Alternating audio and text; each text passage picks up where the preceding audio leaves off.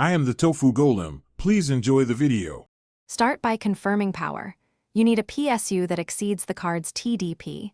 Low or failing rails cause shutdowns. Once done, power down and reseat the GPU and all power connectors. This eliminates poor contact failures. Make sure to try a different PCIe slot or cable.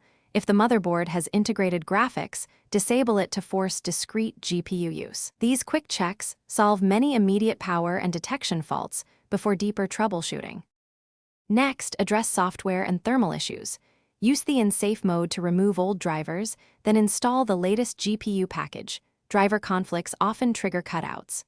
While you do that, run a stress test and monitor GPU, RAM, and VRM temperatures. High thermals will force shutdowns, so adjust fan curves or lower clocks.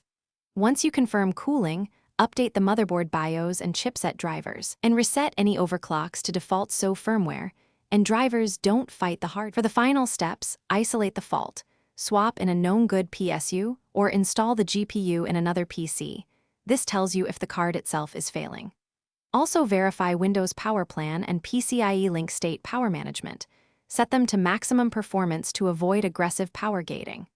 If the card still powers off, inspect for visible damage and errors. At that point, you either RMA the GPU or seek a professional repair. One key tip: log events in Event Viewer to capture error codes for support. Thanks for watching. Consider subscribing if we helped you today.